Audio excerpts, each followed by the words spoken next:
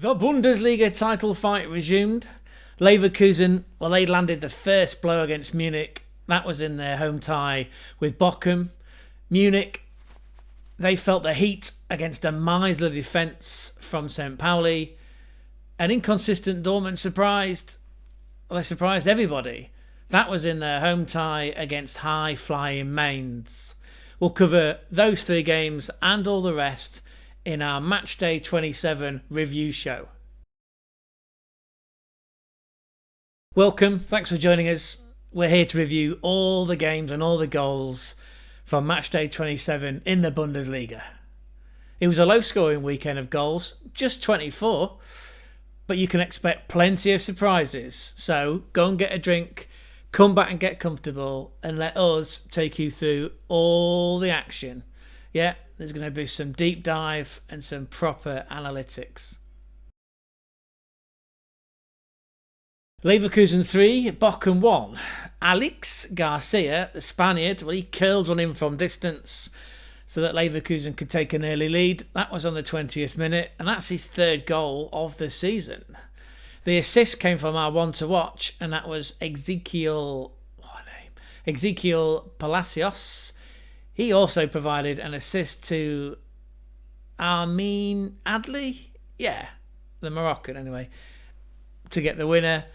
Now, it felt like it could have been a very different game at 1-1 because Felix Paslak, he managed to level with a stunning volley that just went over the head of Hidreki. That was on the 26th minute.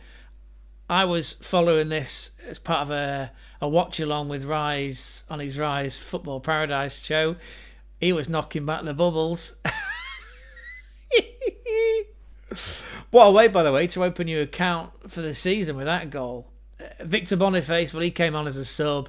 He scored the go-ahead goal on the hour mark. That was his 8th for the season.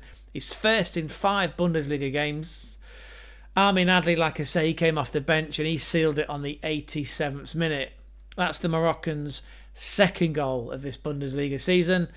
It could have been more goals for Leverkusen had it not been for various VAR calls. They did have 14 attempts at goal, 5 of which were on target. They bossed the possession too with 65.7%, and it forced Bochum into action, defensive action I should say, on repeated occasions. And as we know, they do like to get stuck in. Maxi Vitek, he won 7 of his tackles, and Gerrit Holtmann for Bochum made 4 interceptions. Our one to watch for Leverkusen, like I say, was Ezekiel Palacios. He was man of the match. He made 4 key passes. Still at that one. Put my teeth in. 4 key passes, which led to 2 assists, and he's now on 6 for the season. That was along with 2 dribbles, and he came away with an 8.2 match rating. Great call from us, but really it's a great call from Xabi Alonso. Our one to watch for Bochum was Tom Kraus. 62 touches, 1 key pass, 1 dribble as well. He carried the ball into Leverkusen's penalty box twice. He came away with a 6.3 match rating. Leverkusen, they closed the gap to Munich to just 3 points. That, though, as you'll find out, only lasted for 24 hours. It's back up to 6 points now. Leverkusen are away next at Heidenheim. Well, actually, Leverkusen play Arminia Bielefeld in the DFB Pokal semi-final. That's on April 1st. Check out our feature, by the way. I'll put a link in the description. Yep, we've done an entire feature on Bielefeld and what we think their chances of progressing to a final are. Bochum, meanwhile, they slipped down to 17th. They're on 20 points. They're overtaken by Heidenheim.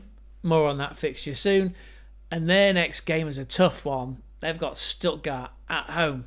Our prediction for this game was a 3-1 Leverkusen home win, and we got it right. That's a great way to start an entire weekend's worth of Bundesliga football. Good work, Gonzo. Yeah, we got that one right. Bayern Munich 3, St. Pauli 2. A brace from Leroy Sané. That was after a Harry Kane opener won What, in the end, turned out to be quite a nervous win for Munich. Sané's now on 9 goals for the season. Elias Saad, well, he'd made it 1-1 on 27 minutes, scoring from a position of absolute freedom in the box. Where was Eric Dyer and Min Jae Kim?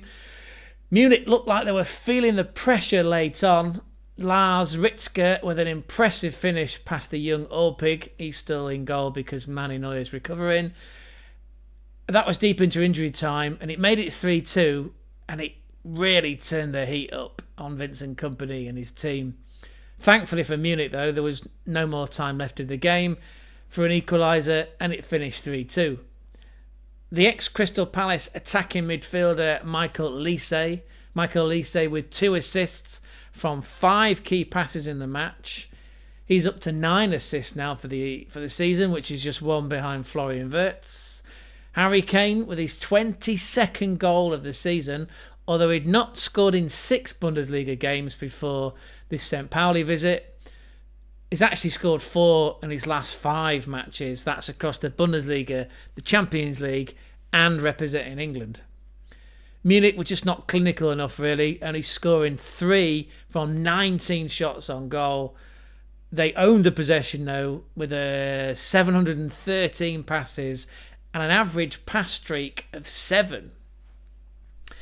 Jackson Irvine was the steal in midfield for St. Pauli, as he usually is, running his socks off. He ran 12.4 kilometres and he won 5 of his tackles.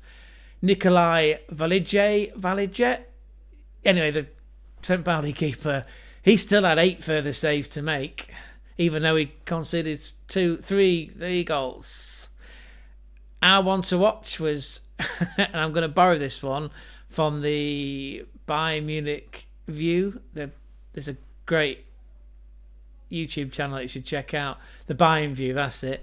LA Fitness, Leon Goretzka. That's right, Leon Goretzka was our one to watch. 39 touches, 24 in the middle of the park, which he patrols and makes his own. He carried the ball forward 24 times. He won 1 tackle and he made an interception. Leon Goretzka there. And for St. Pauli, our one to watch was Daniel Sinani, the playmaker from Luxembourg. You don't get many of them for a Euro. 35 touches, 4 in the Munich penalty area. He had 3 shots on goal, but it didn't result in anything meaningful, and he put in 2 crosses. Munich now remain the Bundesliga leaders. The gap between them and Leverkusen is 6 points. However, they are playing like a team who are just not used to feeling this level of pressure in the Bundesliga. I mean, historically, they've usually wrapped up the title by this point in the season, which allows them to forage for transfers and focus on the Champions League. Having shredded their title of Neverkusen, well, Xabi Alonso's Leverkusen, well, they're keeping the pressure on big-brained Vincent Kompany, and it doesn't look as if that pressure is going to relent anytime soon. Munich have a spicy Bavarian derby next up.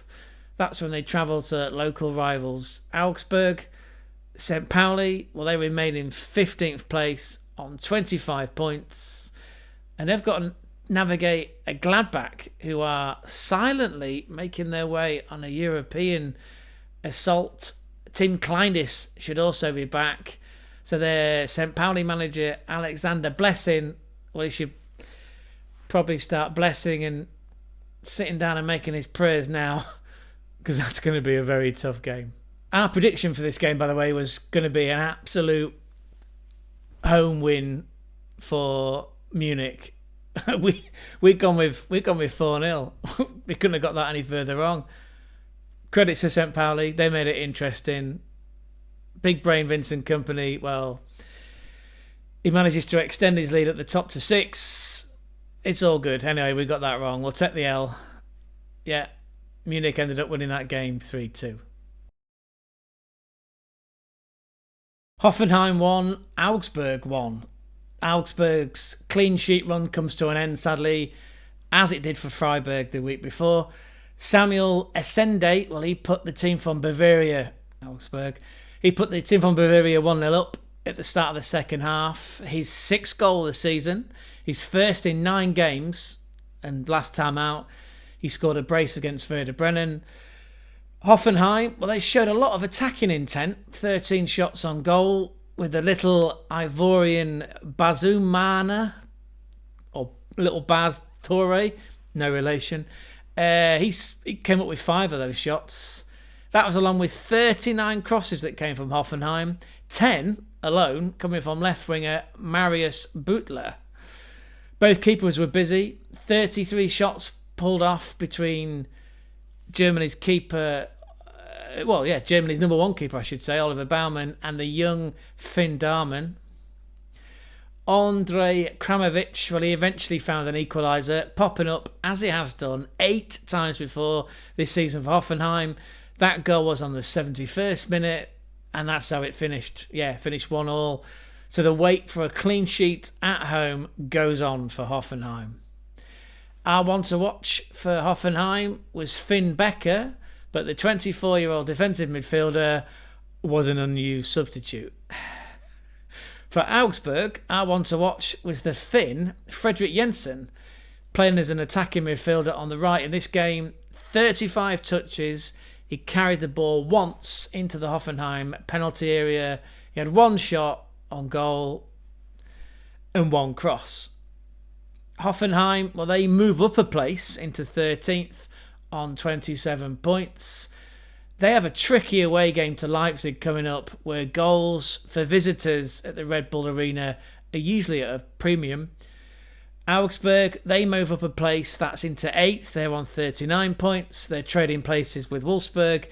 They host Munich in the Bavarian derby on match day 28. Our prediction had been a 1-0 away win to Augsburg. And we did that because that would have made it 3 wins on the bounce for Augsburg. Plus, we know that Hoffenheim conceded a lot of goals at home. If Augsburg would have won that game, by the way, they would have been 1 point off Freiburg, who currently occupy the last European spot up for grabs. Now, there's still 7 games to go and a lot can change. But as it is, Augsburg remain 11 games unbeaten. That's an impressive streak. In fact, since the season restarted after the winter break in January, their form reads 1 loss, and that was in the first game back to Stuttgart. And then for the next 11, they've recorded 6 wins and 5 draws. Again, that makes them unbeaten for 11 games. Now, Augsburg should absolutely be tying Jess Thurop, their manager, down to a longer-term contract, because his stock is incredibly high based on this remarkable set of results. Anyway, we got our prediction wrong, but we were close. Although, yeah, we do like Tom Bischoff.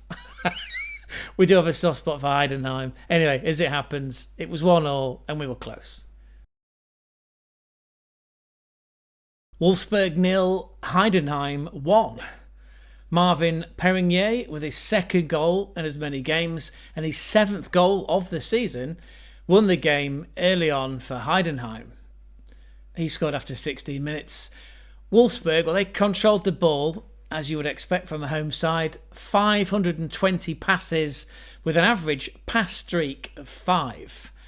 Heidenheim opting to go long, as they have done very effectively this season, with 66 long balls in this game.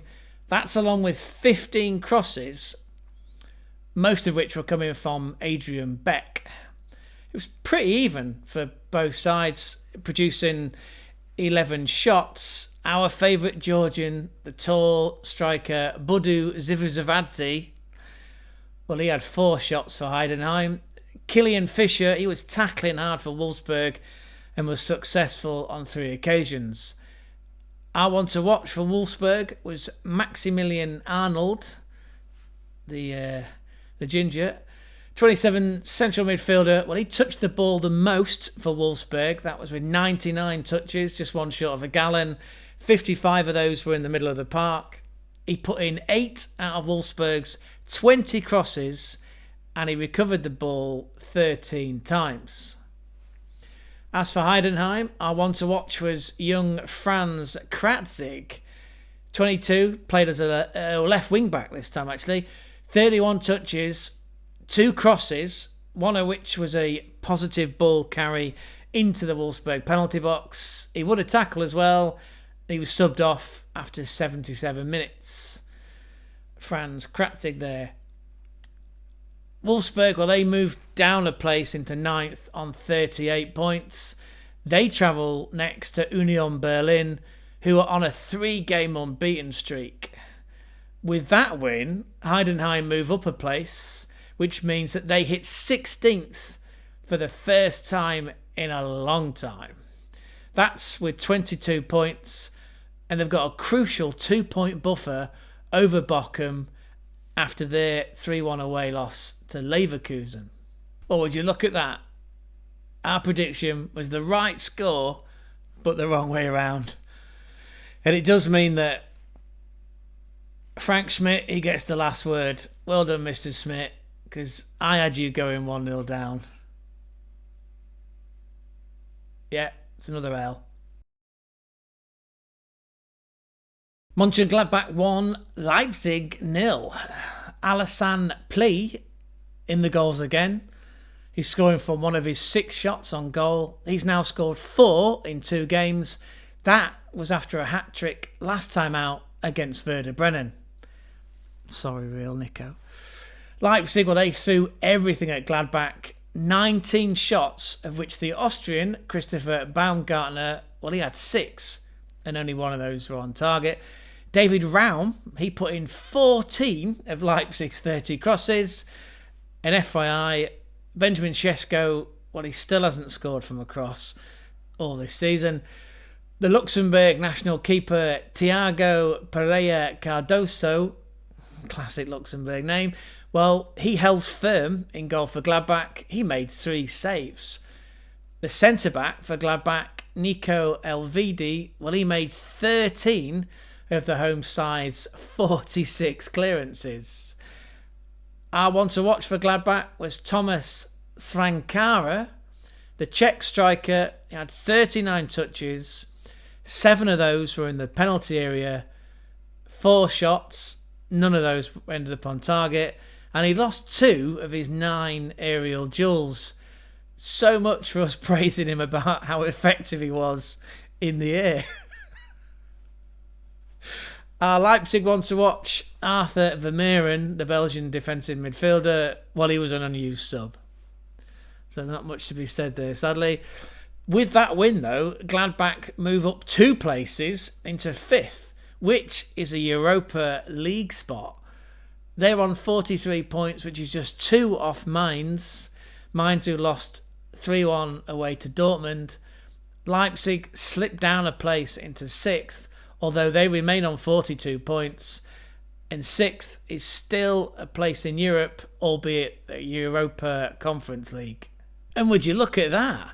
That's another prediction that we got spot on. Top work, Gonzo. With that win, Gladbach have now won 3 in their last 5. They're on a 2-game unbeaten streak. Their form has exploded since late January.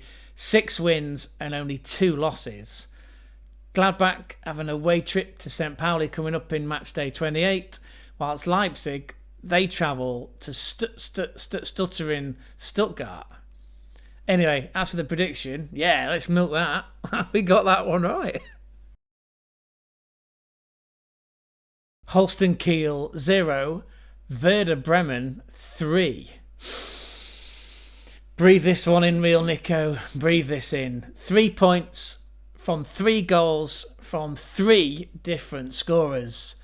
The mighty Marvin Dušk, he got the opener on the 25th minute. That's his 7th goal of the season and his first goal in 7 games.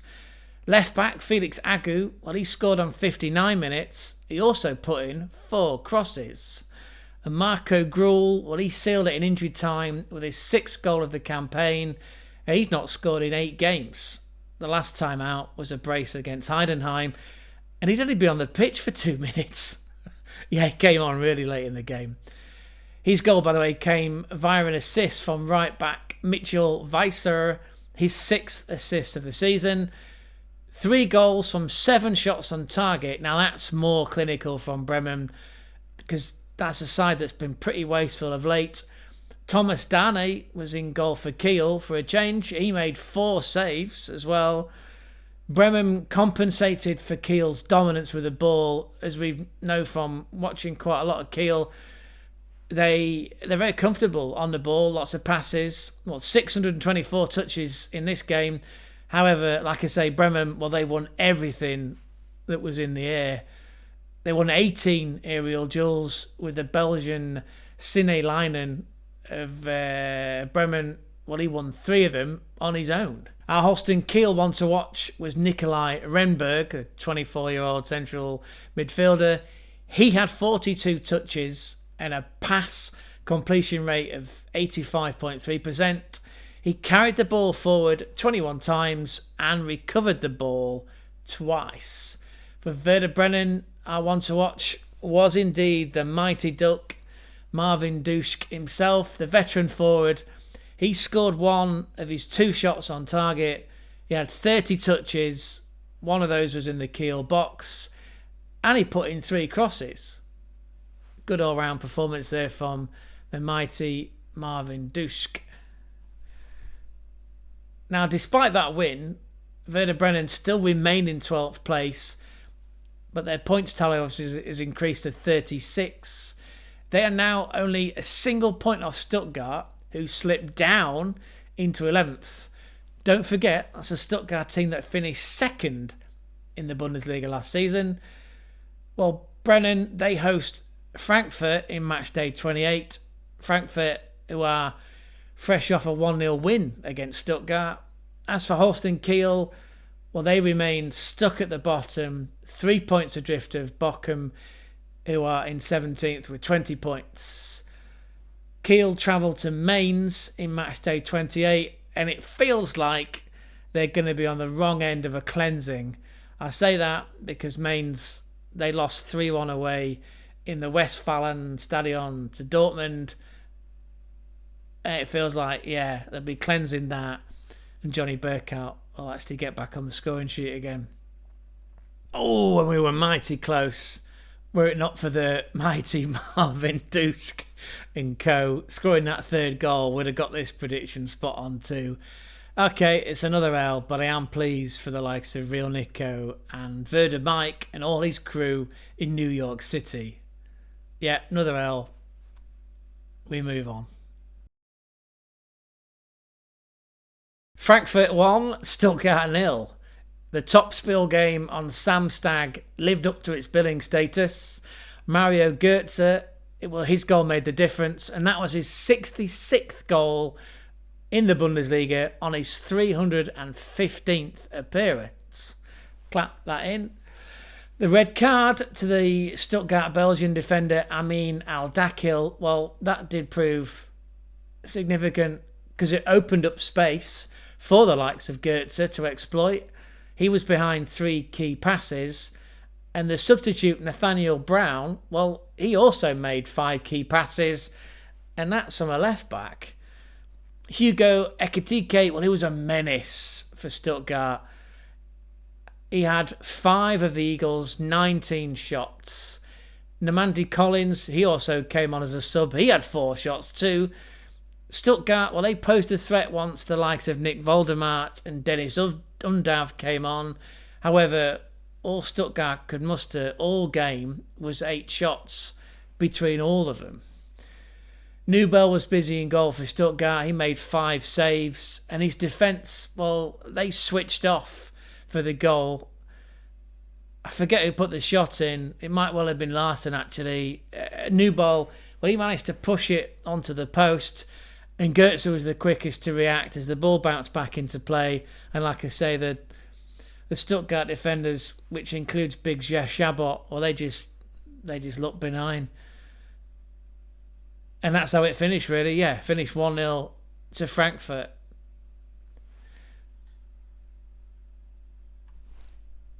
Our one to watch for Frankfurt was Ansgar Knauf, 23-year-old versatile winger.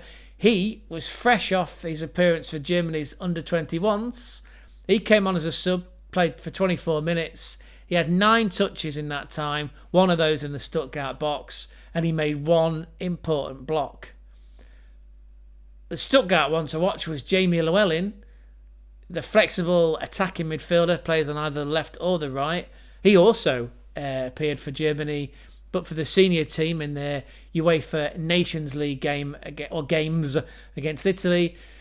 In this game against Frankfurt, he had 40 touches, 4-0, put in 2 crosses, and they came off the back of dribbles where he'd managed to beat his man. He also carried the ball into the Frankfurt box on one occasion. He had 2 shots and 1 on target. With that win, Frankfurt move up into 3rd, and they're now 3 points clear of Mainz, who dropped down into 4th. That's after losing 3-1 away to Dortmund. The Eagles, well, they travelled to Werder Bremen in matchday 28. Bremen is a team that's lost 3 games at home. Well, that's their last 3 games. Stuttgart, well, they've now lost 2 on the spin. They dropped down to 11th. That's on 37 points. And they're now 5 points off Leipzig, who are currently occupying the last European spot for next season. Stuttgart, well, they travel to Bochum next. Both of those teams need the points for polar opposite causes. One to fight for Europe and one to fight for their Bundesliga status. That should be an interesting game to watch in match day 28. We were a long way off on this prediction. We had it down as being 2-2 because, again, that's 2 teams that love to score the go-ahead goal but struggle to defend a lead. Anyway, I blame the red card. Nice work, Al-Dakil. Another L for us. Freiburg 1, Union Berlin 2.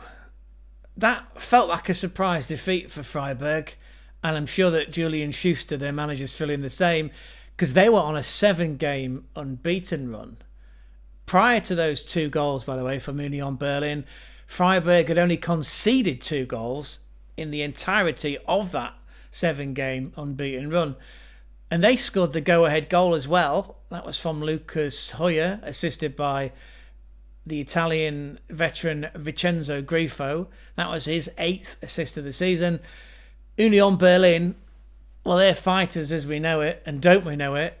They've come back from behind to beat Frankfurt 2-1, and again at home to Munich in a game that they do deserve the credit for managing to rescue a 1-1 draw.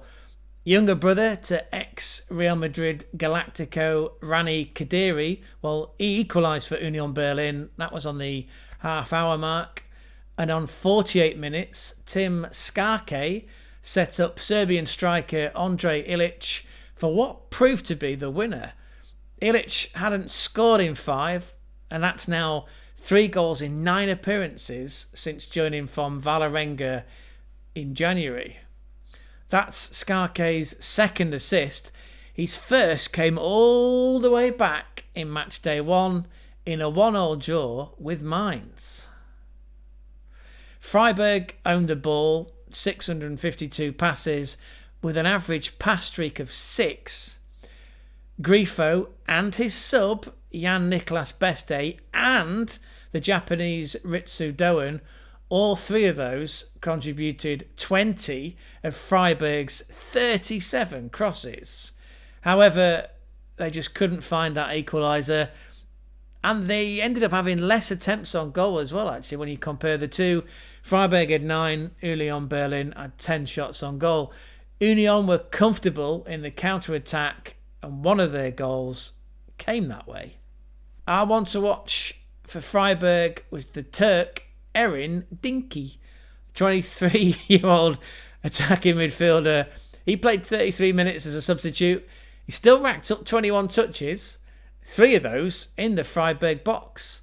He also carried the ball once into the Freiburg box, and he put in 1 cross as well. The one to watch for Union Berlin is Benedikt Hollerbach, the aggressive striker. He played for 84 minutes before being subbed off, and in that time, he had 29 touches, 6 of those in the Freiburg box. He carried the ball into the box too on several occasions. He had 3 shots, 2 on target, didn't score, but he's a street fighter. And he won 2 of his tackles whilst recovering the ball 4 times. Freiburg, well, they drop out of the European spots with that loss. They're down into 7th on 42 points. It's the same points as Leipzig. However, Leipzig have a better goal difference of +7. Freiburg, well, they were at home to Dortmund in match day 28. Union Berlin, well, they're now on a 3-game unbeaten streak. Wouldn't you fancy that? They remain in 13th on 30 points, which is a 3-point buffer to Hoffenheim. Union Berlin, well, they host Wolfsburg in match day 28. That's a Wolfsburg side that have now lost 2 games on the spin. And that's another L with our predictions, sadly. We went 1-0 Freiburg because that's been a very common result for Julian Schuster's team this season. And it's Union Berlin. We should have known, really, because they are street fighters. And with the likes of Benedikt Hollerbach leading the line, wasn't to be. Wasn't to be for us. Great result for Union Berlin. Like I say, that's 3-game unbeaten streak now. Dortmund 3, Mainz 1. This was a set-piece display, and it came from a centre-back too. That's right, Nico Schlotterbeck of Dortmund and Germany. Full of confidence from his time spent with Die Mannschafter and that shirt he had on. He took 6 corners, 2 of which proved very effective because they proved to be assists. Emre Can, well, he converted one of those corners on the 42nd minute, and Maxi Bayer completed a brace. He headed home from a Schlotterbeck corner on the 72nd minute.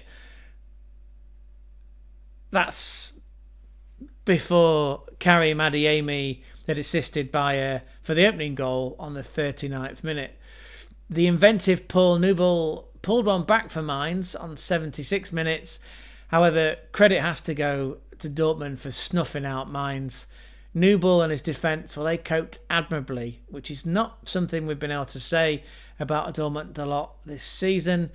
They weathered 11 shots and 20 crosses. Anthony Cassie and Nadim Amiri with 11 of those crosses between them for Mainz. Johnny Burkout, he was subbed off. Yeah, he offered very little other than 1 shot. He did look tired though. That's probably because he did play 45 minutes for Germany against Italy. And I think he's been ill as well, actually. Bo Hendrickson, well, he threw on attackers late on. He threw on Nelson Viper, Hong and Armindo Sieb, but just couldn't find a way back into the game. And it finished Dortmund 3, Mainz 1. Our one to watch for Dortmund was Julian Brandt.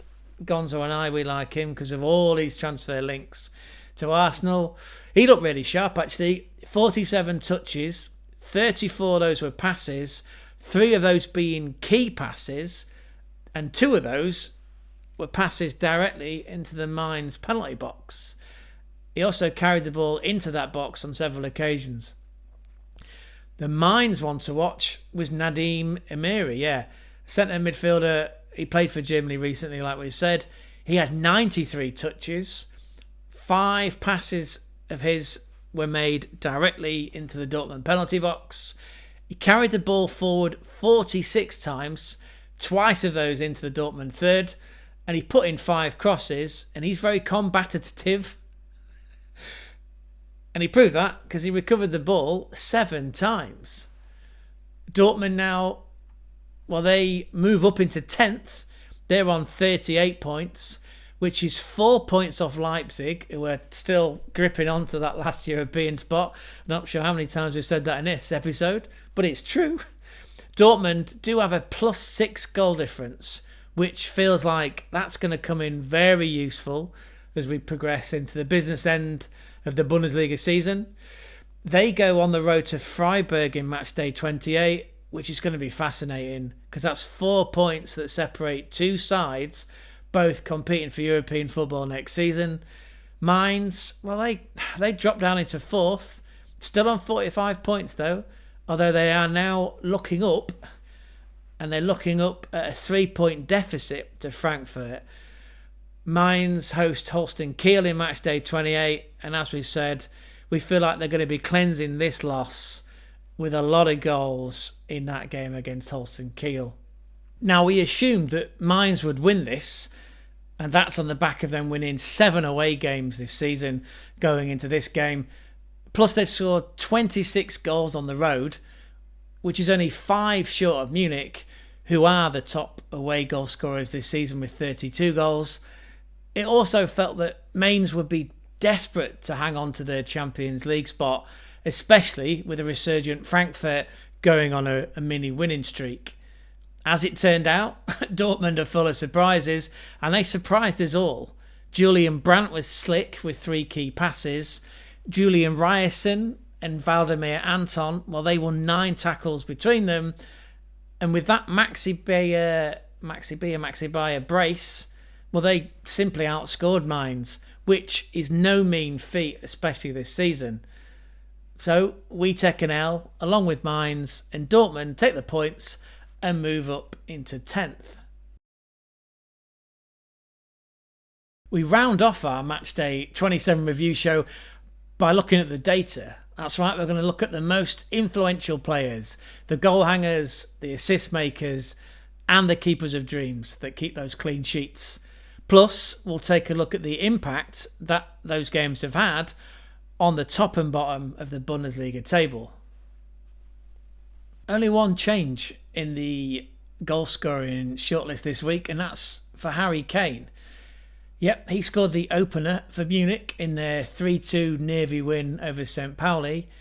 Kane hadn't scored in 6 Bundesliga games up to that match. His total now is 22 for this season. Otherwise, like I say, it's as you were. Harry Kane out front with 22 goals. A few movements in the most assists shortlist. Michael Elise, well, he came up with 2 assists for Munich. That was in their 3-2 home win over St. Pauli. He's now joint second with 9. And then there was Vincenzo Grifo, the stalwart Italian for Freiburg. Well, he's back on the list. He's back on the list and he goes straight into 4th. He's on 8 assists now. And that's off the back of teeing up Lucas Hoyer in the defeat to Union Berlin. Meanwhile, Florian Wirtz, well, even though he's literally got his feet up because he's injured, he's out front, leading the way with 10 assists so far this season. And there was only 4 teams that kept a clean sheet out of 9 games, and none of those were for teams that feature keepers on this list. So no changes mean no impact. And it's as you were, with Peter Glassie of Leipzig leading the way with 13 clean sheets from 25 games. And actually, he didn't even play against Gladbach. Let's have a look at the Bundesliga table, starting with the bottom half. 10 points separate Holstein Kiel in 18th from Hoffenheim in 14th. We're going to consider that Werder Bremen is safe for another Bundesliga season on their 36 points. And it feels like Union Berlin are going to be playing at the highest level again next season. And it would take a monumental implosion for Hoffenheim to end up being relegated. So let's assume it's going to be a scramble between Holstein Kiel, Bochum, Heidenheim and St. Pauli. 8 points bind those 4 teams with just 7 Bundesliga games to go. As for the top half of the table and the European race, there's a 4-point difference from Dortmund in 10th up to Leipzig in 6th. We're not ruling out a late rally from Stuttgart, well, they're on 37 points, although they still have to play 4 teams that are involved in the relegation battle. And as we know, and as you'll know from your own domestic leagues, teams at the bottom, well, they'll scrap like dogs just to stay in their respective divisions. And that's true in the Bundesliga. Stuttgart, well, they have to play, like I say, 4 of those teams. Bochum are up next, followed by Union Berlin, Heidenheim and St. Pauli. Stuttgart, well, they've already played Kiel, who are down at the bottom, and that's in a game where Stuttgart, well, they had to fight just to come away with a point. Wolfsburg are out of form. They've lost 2 on the spin, and they ship 1 or 2 goals here and there. Plus, they draw a lot. Yeah, they've drawn 9 games this season. 5 of those have been draws since the restart of the season back in January. Draws won't be enough to pull back a 4-point delta. Augsburg will be kicking themselves after dropping 2 points to Hoffenheim. That would have put them in 5th on 44 points. They have a -6 goal difference though, which seems like it's got potential to derail their final standing. Next up for Augsburg is Bavarian derby game Munich, but they've also got to face Frankfurt, Leverkusen and Stuttgart before the season is out. That's Augsburg's games. Frankfurt, well, they're looking good for a Champions League place. Dino Topmoller, he's masterminded 2 wins on the spin. Losing to Dortmund was a setback for Mainz, as they now have to look up at Frankfurt and that 3-point delta. You know, it's only a game, you could say it's a single win, but it's still a lot to claw back, especially when the pressure's on and there's not many games left. And Gladbach, well, they are silently making a charge for Europe like an electric-powered vehicle. 3 wins in 5, 2 on the spin, with St. Pauli up next. You'd think that might become 4 wins and 3 on the spin, but who knows? I mean, St. Pauli gave Munich a right shock. And at the summit, well, there remains a 6-point gap between Leverkusen in second and the leaders in Bayern Munich. Although it feels like big brain Vincent Kompany, well, it feels like he's feeling the heat over Leverkusen, who are absolutely breathing down his neck. And that wraps up all the action from match day 27. Which games were you excited by, and what did you think of our wild predictions? I tell you what, why don't you let us know in the comment section down below. Thanks as ever for the support. It means so much to us. If you could find it in your heart to give us a like and to subscribe, well, that would increase awareness of the channel. But as ever, a like and a subscribe is on your free will. We do have more content to keep you satiated in the meantime. Feel free to check out our DFB Pokal feature. That's right, we've done an expose on Arminia Bielefeld against Leverkusen. Bielefeld, well, they could become one of only a handful of teams to have ever gone all the way to finals day whilst playing in Liga 3. So go and check out that video. That game is taking place on April 1st, so make sure you tune in for that one. And we'll be back later in the week for another preview show ahead of all the games in match day 28. All that remains to be said for now, though, is that he's been Gonzo, I've been Craig, you've been extremely patient. I'll be the same for now. Thank you as ever for the support, and we'll catch you very soon.